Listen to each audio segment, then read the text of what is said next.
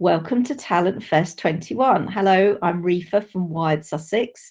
Now that we're emerging from a year of lockdown and uncertainty, it's time to start planning the future for digital businesses. How can we best connect job seekers, graduates, career switchers, and returners to work from diverse backgrounds and outside of our Brighton bubble with rewarding and fulfilling work? So year round, we've got a jobs board where you can find the latest digital media and tech opportunities. And we're hosting a 5-day event this week to boost our region's thriving digital industry, helping businesses thrive and hire and nurture the most talented people, the people we need to grow and deliver great work. Thanks so much to our sponsors, Plus Accounting, Legal and General, and MPB. And thank you to our supporters, Make Real. Hope you enjoy this session. Check out our website to see what other exciting events we have on this week. Thank you. Hi, I'm Helen from MPB. I'm the internal recruiter here. And what I'm going to do today is talk to you about how to give a good interview, and that's as a candidate, but also if you're a hiring manager as well. So I think the first question is, what should a good interview be like? I have interviewed thousands, tens of thousands of people throughout my career, and I think as a candidate, a good interview is one that is engaging, it's exciting, and it's informative. And that has to be from both sides. So as a candidate, you need to come away from that interview feeling like you've really learned something, you've connected with the culture. And as a hiring manager, you want to see that that candidate has really talked a lot about their experience and you've got a real sense for them. What prep should you do before an interview as a candidate? So there are the obvious ones. So research the company, look at Glassdoor, look at all the social pages, but go beyond that. If there's a company newsletter, sign up to that and you can really get to the heart of what this business is about and really do a lot of learning from there. I think a real fundamental is knowing your CV inside and out.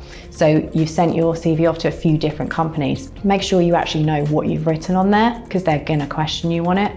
And I think there's nothing worse than having something on your CV that you can't back up or you're not prepared to talk about. For hiring managers, I think it's really important that you do your prep as well. A candidate will always know if you've not taken the time to read their CV or if you've just rushed into the interview without actually having thought about what you're going to ask. So it's really, really important that you do that. I thought I'd share with you the worst experience that I had as a candidate. I was in my early 20s. I couldn't tell you what the company was, what this role was. All I remember is meeting with this person and within 30 seconds, just getting that vibe that they did not like me and that they were a very dominating personality. We had kind of an initial conversation. I was like, okay, it's not going too badly. I answered the questions, it was all going okay. And then came out the random questions like, who would win in a fight, Batman v Superman? There was word association, and there was this constant digging at different parts of my personality, which was really, really tough to take, especially when you're quite early in your career. What I really took from that was that it's okay to have a bad day, and that's a real fundamental kind of bit of learning that I think people need to do, because we all mess up. And I think as an interviewer, now that I kind of sit on the other side of the table, I always think about that interview I had and how I felt afterwards, and I was so demoralised. And now I think, let's never do that to someone. I think that there are a lot of do's and don'ts in interviews. I think one of the biggest no-goes for me when I'm interviewing someone is if they don't have questions at the end. And I think it's really difficult sometimes because you can prepare all of the questions that you can think of and they might get answered as the interview goes on and you start to think, well, am I having a panic now? What am I going to ask? But it's really fundamental that you do come up with something. I heard a question the other day which I thought was really good if you do end up in that situation, and it's to ask, what do you wish I had asked you? Because it shows that you've still got that interest there, but it opens up that conversation, and it's a really useful tool if you get stuck in that situation. I think there's some real fundamentals when you're interviewing about kind of what you should take from it and what you should do, but I think the real key thing to remember as a candidate, that it is a two-way street. That person, that company, they are interviewing you, but you're interviewing them as well.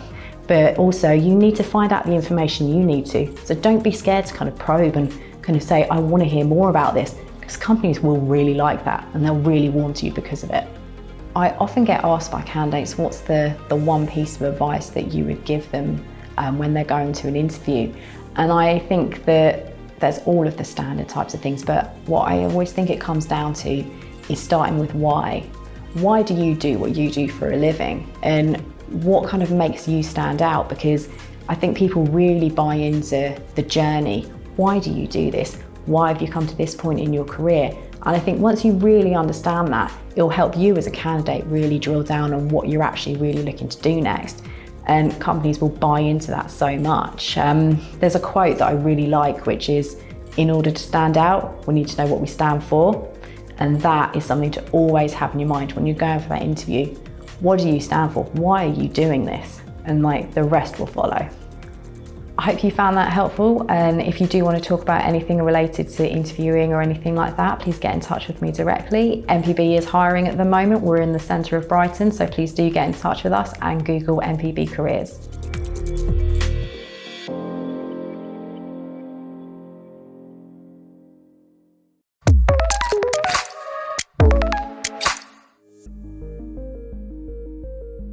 Our portfolio is probably one of the most important tools that any photographer can use in order to promote themselves and their work.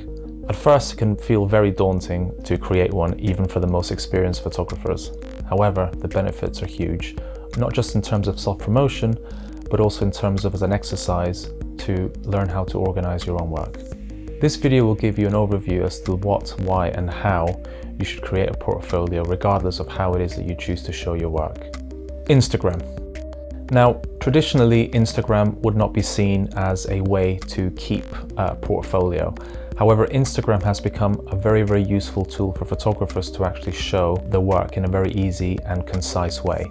The reason being is that Instagram is very easily accessible via an app on pretty much everyone's phone. So just through a few scrolls, you can actually get a very good idea as to kind of how someone produces work.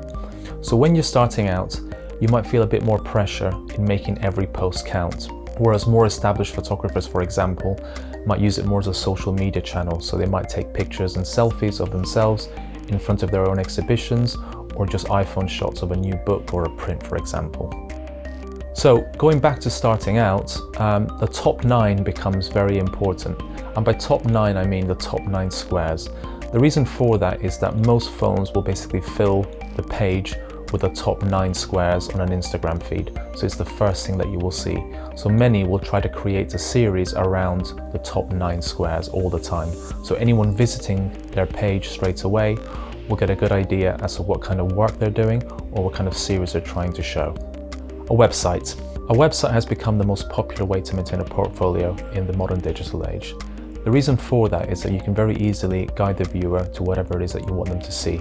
So for example, if you wish to separate your professional work from your personal work, it's very easy to do. You can also add sections for any press that you may have received, links to your social media, an About Me page, and even a Contact Me page as well if anyone wishes to email you regarding any business inquiries.